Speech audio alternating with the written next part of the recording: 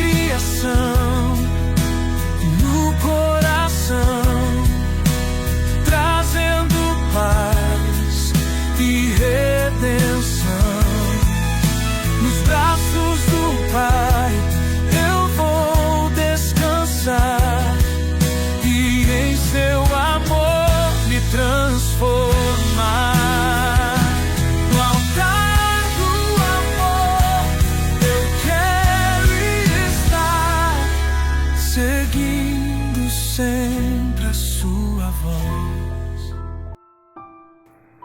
Nem um dia sem Bíblia, seguindo mais um plano neste dia de hoje, capítulo 27 e 28 de Êxodo, e também o Mateus, capítulo 1 ao 16. Vamos seguindo aqui, gente. O altar dos holocaustos. Faça um altar de madeira e madeira de acácia. Será quadrado, com 2,25 metros de largura em 1,35 metros de altura. Faça uma ponta em forma de chifre e cada um dos 4 cantos formando uma só peça com o altar, que será revestido de bronze.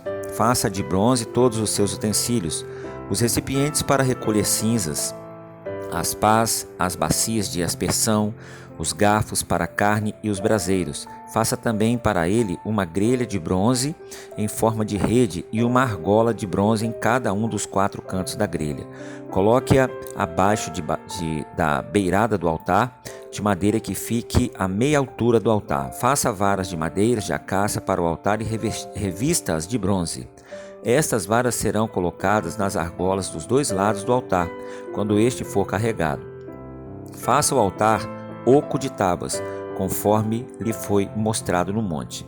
Faça um pátio para o tabernáculo. O lado sul terá 45 metros de comprimento e cortinas externas de linho fino e trançado, com 20 colunas e 20 bases de bronze, em ganchos e ligaduras de prata nas colunas. O lado norte também será 45 metros de comprimento e cortinas externas, com 25 e 20 bases de bronze, com ganchos e ligaduras de prata nas colunas. O lado ocidental, com as suas cortinas externas, terá 22 metros e meio de largura, com 10 colunas e 10 bases. O lado oriental, que dá para o nascente, também terá 22 metros e meio de largura. Haverá cortinas de 6 metros e 75 centímetros de comprimento num dos lados da entrada, com 3 colunas e 3 bases, e cortinas externas de 6 metros e 75 centímetros de comprimento no outro lado, também com 3 colunas e 3 bases. À entrada do pátio haverá uma cortina de 9 metros de comprimento de linho fino trançado e de fios de tecido azul, roxo e vermelho, obra de bordador, com 4 colunas e 4 bases. Todas as colunas ao redor do pátio terão ligaduras, ganchos de prata e bases de bronze.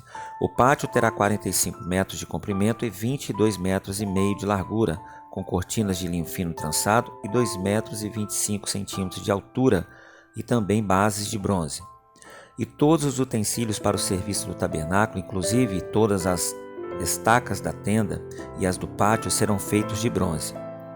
Ordene aos israelitas que lhe tragam azeite puro de olivas batida, bem prensado aqui, quer dizer assim, puro, que é a primeira prensa, para a iluminação, para que as lâmpadas fiquem sempre acesas na tenda do centro ou na tenda do encontro, ao lado de fora do véu que se encontra diante das tábuas da aliança.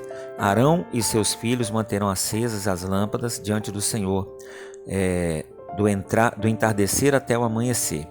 Este será um decreto eterno entre os israelitas, geração após geração. Quer dizer, aqui estamos falando do tabernáculo físico e todas as suas orientações. Hoje, para nós, é o tabernáculo espiritual, que somos nós. Hoje o tabernáculo não é físico mais. Por quê? Porque naquele tempo Deus precisava de um local específico para se manifestar. Foi assim que ele determinou. E colocou os sacerdotes ali para carregar as arcas da aliança. Com Jesus vindo em Apocalipse, nós vamos chegar nessa parte bem mais para frente, depois do meio do ano, você vai ver ali que através de Cristo Jesus, todos nós fomos feitos reis e sacerdotes. O rei é para dominar sobre o mal e porque ele tem autoridade, ele domina sobre todas as coisas, ele manda, né? Então ele tem poder, autoridade. E sacerdócio é aquele que chega à presença de Deus e leva outros também. Então, através de Cristo Jesus, nós nos tornamos, então, templos do Senhor. Foi assim que ele disse: não sabeis vós que sois templo do Espírito Santo? Então, aonde entra na nossa vida esses mandamentos aqui de roupa, de ouro, de tudo, de comportamento, de tudo aqui? Onde é que entra tudo isso aqui? Entra nas nossas vestes decentes, nos nossos ornamentos de boa higiene, entra na nossa vida no dia a dia, entendendo que Deus é um Deus zeloso e nós também devemos zelar pelas suas coisas, principalmente pela casa dele, hoje chamada de casa de oração, onde a congregação, os santos se reúne, que é a nossa igreja, ou qualquer outra igreja. E no final aqui, onde ele diz: este será um decreto perpétuo, eterno entre os israelitas, geração após geração, para manter a lâmpada acesa. A lâmpada hoje é a presença do Espírito Santo. Sem a presença do Espírito Santo, nós não temos, o tabernáculo está no escuro, porque hoje a lâmpada, o azeite, é através do Espírito Santo. Sem mim nada podeis fazer, é o que Jesus falou, né? É o próprio Espírito dele. Então hoje nós nos tornamos no templo. Precisamos ter o Espírito Santo para manter a lâmpada, a unção de manhã até de noite, que através da comunhão, da leitura, é uma vida de devoção a Deus e, acima de tudo, com zelo, com seriedade, com cuidados, para que a gente represente com excelência o reino de Deus. Aí tem aquelas pessoas que andam de qualquer jeito, né? Para Deus tá bom. Gente, é para Deus. Tipo assim: vou cantar aqui, não sei cantar não, mas é para Deus, então não canta. Eu vou varrer aqui, mas eu nunca limpei uma casa não, mas é para Deus, então não limpa. Por quê? Para Deus nós temos que fazer as coisas com excelência. Claro que nós não somos profissionais, mas excelência significa dedicação para fazer o melhor da melhor maneira. Não é o tá bom. Tá ótimo, é para Deus. Então, se é para Ele, aí que tem que ser excelente mesmo. O seu patrão aceita qualquer coisa, às vezes o filho não aceita qualquer coisa, o marido, a esposa, o vizinho aceita qualquer coisa, ou você vai chegar para uma pessoa e falar: não, tá bom nada. O seu cliente aceita qualquer coisa, então por que para Deus tem que ser? É para Deus mesmo. Então é para Deus, tem que ser excelente da excelência. Se eu não sei, eu vou aprender a fazer para fazer bem feito. Se eu já sei, eu vou dedicar para fazer com bastante excelência, porque é para Deus. 28. Chame seu irmão Arão e separe-o dentre os israelitas, e também os seus filhos Nadab e Abiú, Eleazar e Itamar, para que me sirvam como sacerdotes, para o seu irmão Arão. Aqui, queridos, traz o entendimento para nós claro de que sacerdócio, ministério, quando Deus chama um, Ele está chamando todos. Podem uns não aceitar e não fazer a mesma coisa, mas a família, quando Deus chama um para ser sacerdote, a família é sacerdotal. Quando Deus chama uma pessoa casada para fazer a obra, a unção é dividida. Pode não ser uma pessoa de execução na obra, de fazer a mesma coisa, mas ele se torna um intercessor, ele se torna um companheiro de apoio, porque o chamado ele é em conjunto, tá bom? Ele é individual para o chamado da tarefa, mas o chamado de apoio e de unidade ele é conjunto. Você vê que foi Arão pai, Nadab e Abiú filhos. Aqui não chamou esposa porque Arão era viúvo. Diga a todos os homens capazes e às quais dei habilidades que façam vestes para a consagração de Arão. Tá vendo aqui? O sacerdote, a veste dele não é uma roupa comum, uma bermuda para ir para o altar, o sacerdote, a sacerdotisa. Por isso que nós temos uniformes na igreja. E o uniforme maior que nós usamos hoje é o terno e gravata, né? E a roupa social. Porque são roupas que demonstram seriedade e credibilidade. Você não vê um advogado lá no tribunal, um juiz, de jeans e calça jeans e camiseta. Nós estamos sempre no tribunal do Senhor. São essas as vestes que farão: um peitoral, um colete sacerdotal, um manto, uma túnica, bordada, um turbante e um cinturão, para que o sacerdote Arão e seus filhos me sirvam como sacerdote. Eles farão essas vestes sagradas e usarão linho fino, fios de ouro e fios de tecidos azul, roxo e vermelho. Faça o colete sacerdotal de linho fino, trançado de fios de ouro e dos fios de tecido azul, roxo e vermelho. Trabalho artesanal. Terá as 2 ombreiras atadas às suas extremidades para uni-los bem. O cinturão e o colete que por ele for preso serão feitos da mesma peça. O cinturão também será de linho fino trançado, de fios de ouro e de fios de tecido azul, roxo e vermelho.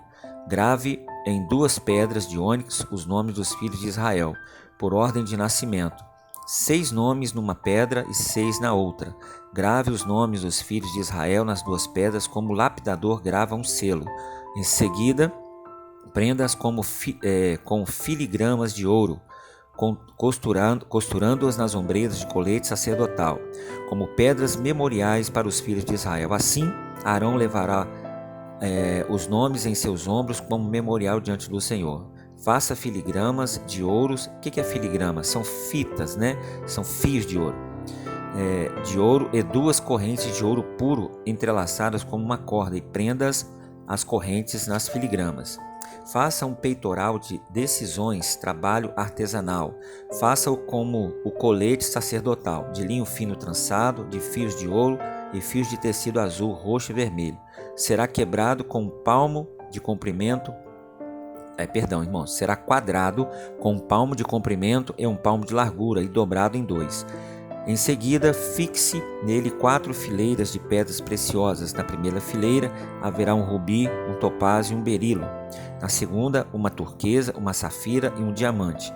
Na terceira, um jacinto, uma ágata e uma ametista. Na quarta, um crisólito, um ônix e uma jaspe.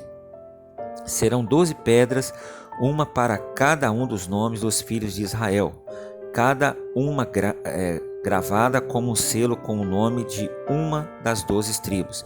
Faça o peitoral correntes de ouro puro trançados como pedra. Faça também 2 argolas de ouro e prenda-as às 2 extremidades do peitoral.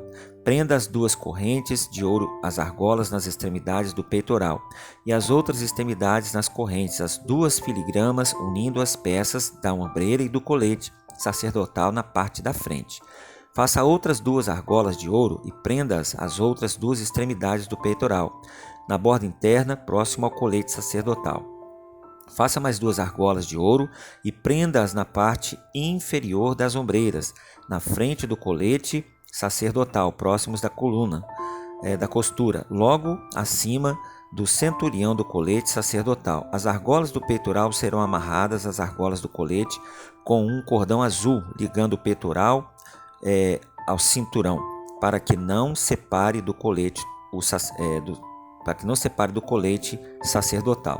Toda vez que Arão entrar no lugar santo, levará os nomes dos filhos de Israel sobre seu coração no peitoral e de decisões, como memorial permanente perante o Senhor. Ponha também o Urim e o Tumim no peitoral das decisões, para que estejam sobre o coração de Arão sempre que ele entrar na presença do Senhor. Assim, Arão levará sempre sobre o coração, na presença do Senhor, os meios para tomar decisões em Israel. Faça o manto do colete sacerdotal inteiramente de fios de tecido azul, com uma abertura para a cabeça no centro.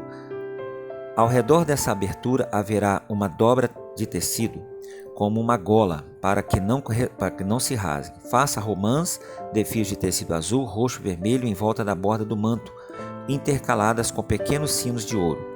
Os sinos de ouro e as romãs se alterarão por toda a volta da borda do manto. Arão o vestirá quando ministrar.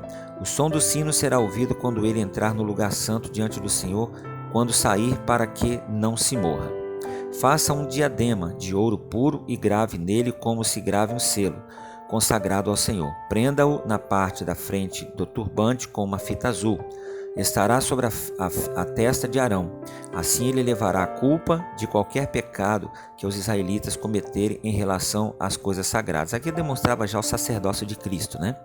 Ao fazerem todas estas suas ofertas, estará sempre sobre a testa de Arão, para que as ofertas sejam aceitas pelo Senhor. Teça a túnica e o turbante com linho fino. O cinturão será feito por um bordador. Faça também túnicas, cinturões, gorros para os filhos de Arão, para conferir-lhes honra e dignidade. Então, servir a Deus, estar com uma roupa sacerdotal, ser um sacerdote, é honra e dignidade diante de Deus, viu, gente? E tem gente que não honra mais isso, desonra quem está ali. Então, tudo isso será um dia prestado conta diante do Senhor. Isso não é adoração a homem, é respeito da honra e consagração e dignidade que o próprio Deus deu, porque é um chamado. Depois de vestir-se Arão, o irmão de Arão, os filhos dele, unja-os e consagre-os para que me sirvam como sacerdotes. Onde é que está escrito o negócio de consagrar? Está aqui, ó. Isso não foi abolido por Jesus, foi apenas cumprido, tanto que Jesus batizou, ali foi a consagração. Faça-lhes calções de linho, que vão de cintura até a coxa, para cobrirem a sua nudez. Arão e seus filhos terão que vesti-los sempre que entrarem na tenda do encontro. Então assim, você vê que Deus preza o pudor. E as pessoas hoje querem fazer a obra de qualquer jeito, né? Com calcinha apertada, com blusinha apertada, com calça esturricada. Não vai mesmo. Pelo menos na Mivoque.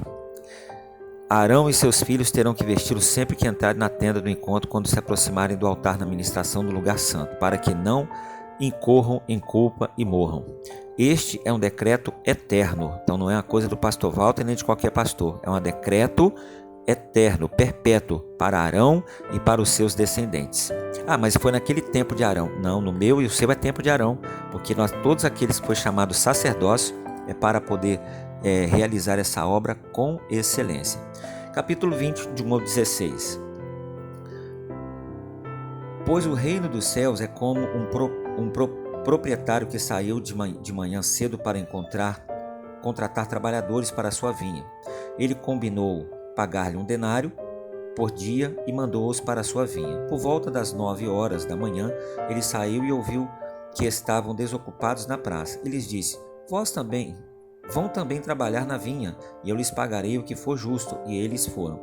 Saindo outra vez por volta do meio-dia e das 3 horas da tarde, fez a mesma coisa. Saindo por volta das 5 horas da tarde, encontrou ainda outros que estavam desocupados e lhe perguntou: por que vocês estiveram